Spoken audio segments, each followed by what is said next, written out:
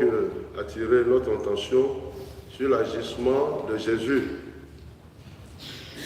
À partir d'une toute petite méditation sur le temple de Jérusalem, qui faisait la fierté des Juifs, à cause de sa beauté et sa grandeur, Jésus dira que tout ce que vous contemplez, les jours viendront où tout sera détruit. Alors, ceux qui étaient avec lui lui demandaient, mais comment ça va se passer? Et quels sont les signes? Jésus donne le premier signe à partir des faux prophètes. Quand nous parlons de la fin des temps, le premier signe qui montre la fin des temps, c'est les faux prophètes. Ceux qui utilisent le nom de Jésus pour agir. Malheureusement, le plus grand client, ce sont les chrétiens catholiques. À cause de la découverte de la théologie de la prospérité. Et je l'ai déjà dit ici, il n'y a pas une prière qui donne l'argent. S'il y avait une prière qui donnait l'argent, nous tous, on allait riches, et puis personne ne va adorer Dieu. Il n'y a pas de prière. La seule richesse de celui qui sait qu'il est chrétien catholique pour Dieu, c'est sa prière, sa relation vraie avec Dieu.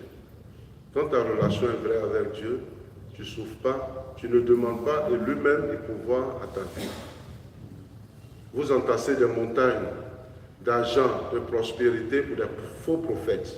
Et vous savez où sont les enfants? Dans les grandes universités, Bassam, par-ci, par-là. Mais vos enfants, ils sont toujours derniers. Vous n'avez même pas la capacité même de donner 1000 francs à votre enfant pour manger.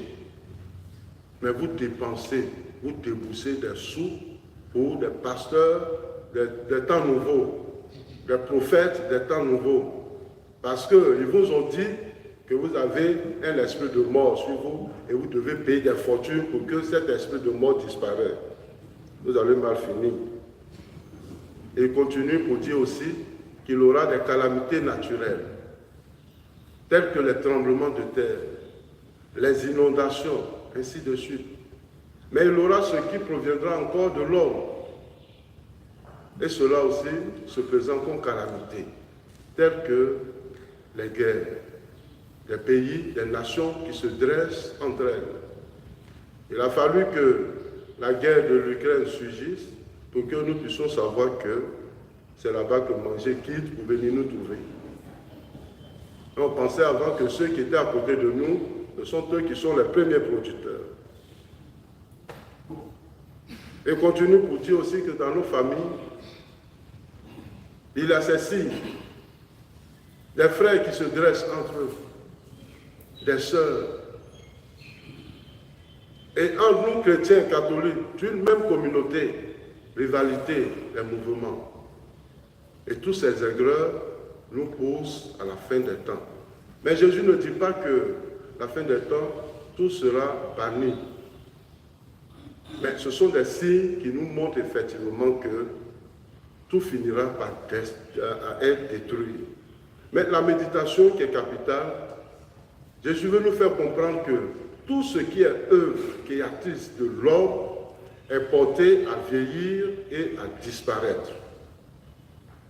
Mais la seule œuvre vraie et authentique portée à l'éternité que nous devons bâtir, c'est le cœur que nous devons rendre disponible à l'accueil de Dieu. Et cette construction est pour toute la vie. De notre vivant, elle demeure. Et même à notre mort, elle demeure. Voici la vraie méditation. Alors, nos courses, derrière l'argent, derrière les prophètes, il faut arrêter. La fin des temps aussi surviendra par les maladies. Il y a des gens, ils savent qu'ils sont malades. Ils ont sida, par exemple. Ils prennent pour contaminer les autres. Mais c'est la fin des temps. Si tu avais fait laisser tranquille. Ou bien si quelqu'un vient, ah, moi j'ai maladie, ça là. Et puis tu sauves encore des vies. Mais pour nous, c'est grave. Alors, si nous sommes disposés à l'accueil de cette bonne nouvelle, il faut faire l'effort pour se convertir. Amen.